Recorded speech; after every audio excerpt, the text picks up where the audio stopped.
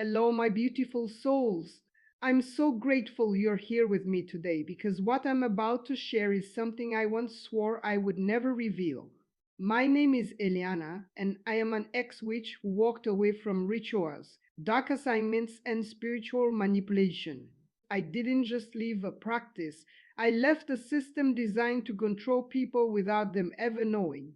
If this video found you, it's not random. There's a reason your spirit is alert right now. Today I'm exposing the 5 fasting hours we feared the most. The hours that made every witchcraft assignment against the person collapse like dust. When I was deep in witchcraft, we studied people the way hunters study prey. We didn't just look at names and faces. We watched habits, emotional cycles, sleep patterns, and even when someone ate, because timing is everything in the spiritual realm. There are windows when a person is spiritually open, and there are hours when heaven seems to draw closer than the air itself. Those hours terrified us. If someone happened to be fasting during them, our work didn't just weaken, it became impossible to land. Most people think witchcraft power comes from candles, symbols, or spoken words. That's only the surface. The real strength behind any dark assignment depends on agreement, emotional, mental, or spiritual openings in the target. Anger, fear, bitterness, addiction, these act like doors. But fasting, especially at specific hours, shuts those doors and puts a spiritual seal over a person's life. I watched experience witches panic because someone they targeted unknowingly chose the exact hours that disconnect a person from dark influence. The first fasting hour we dreaded was the early morning hour before the world fully wakes up. Between the deep quiet of night and the first light of dawn, something shifts in the spiritual atmosphere. When a person denies their flesh during that hour, not just food but distraction, their spirit becomes sharp, guarded, and surrounded. Our projections would hit a barrier we couldn't see, like trying to throw a stone through invisible glass. During that early hour, heaven listens differently. I didn't understand it back then, but I saw the effects. Assignments in that night would suddenly lose direction.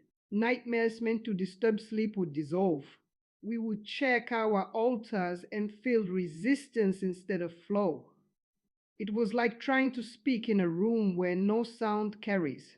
A fasting person in that hour becomes spiritually aligned before the enemy even starts the day's attack. The second hour was midday when the body naturally seeks comfort and fuel. If a person chooses to fast during the moment their body expects strength, the spirit sends a powerful signal. My dependence is not on the physical. That declaration breaks spiritual contracts formed through physical weakness. Many witchcraft assignments rely on the target being tired, distracted, or emotionally reactive.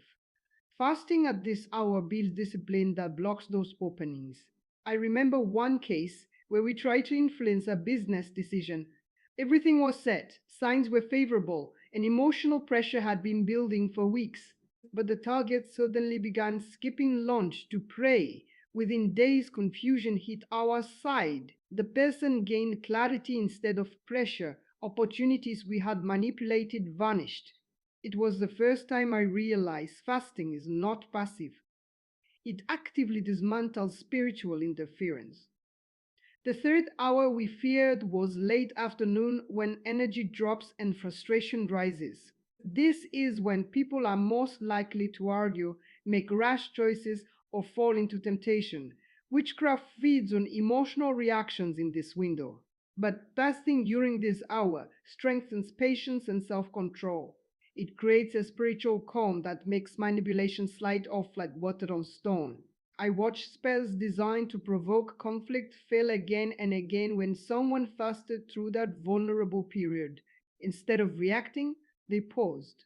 Instead of exploding, they stayed silent. That broke our chain. Witchcraft assignments often depend on a person finishing the attack themselves through their own reaction.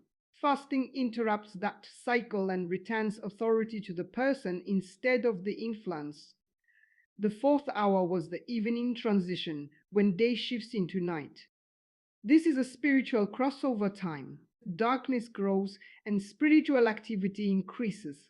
If someone enters that hour fasting and prayerful, they seal their home and mind before the night opens. We could feel it. Attempts to send heaviness, fear, or sudden sadness would bounce back or simply fade. Even family conflicts meant to rise at night would mysteriously calm down.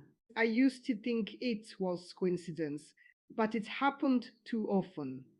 Evening fasting created a protective atmosphere over homes.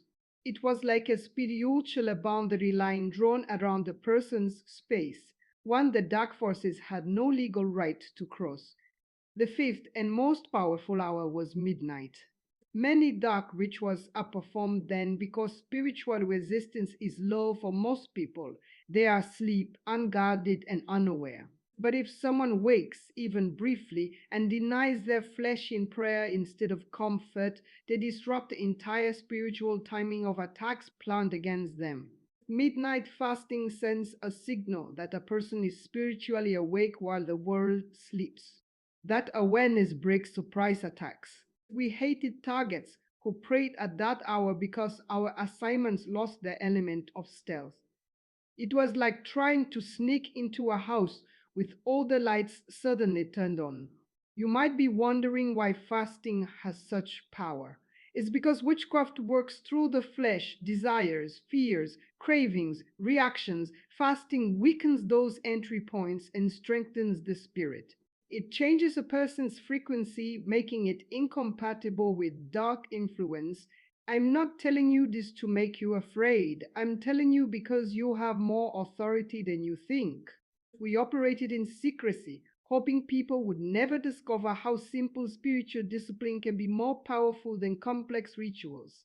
When I left witchcraft, I realized those hours were not random weaknesses in our system. They are moments of spiritual alignment available to everyone. You don't need spells or symbols, just intention, surrender, and consistency. Fasting is not about starving yourself, it's about shifting control from the body to the spirit. Even small acts of discipline during those hours build a spiritual shield stronger than fear.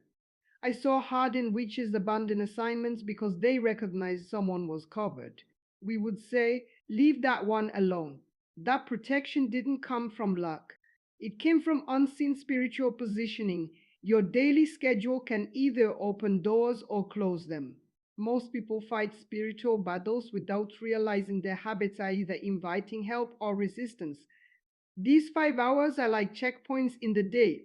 If you guard them, attacks lose rhythm. Spiritual interference depends on timing. Disrupt the timing, and the plan falls apart. I share this because I once used this knowledge for harm. Now I use it to warn, to protect, and to help people reclaim authority over their spiritual lives. You don't have to be perfect. Even choosing one of these hours consistently builds strength. Small faithfulness creates big spiritual consequences. The world will tell you discipline is restriction. I learned it is freedom. Freedom from unseen control, emotional traps, and spiritual manipulation. If this message stirred something in you, listen to that. Your spirit recognizes truth before your mind explains it. I walked away from darkness so I could tell you this. You are not helpless, you are not unprotected, and you are not an easy target when you stand spiritually aware. Guard your hours, strengthen your spirit, and you will notice peace where there was once pressure, clarity where there was confusion, and protection where there was once vulnerability.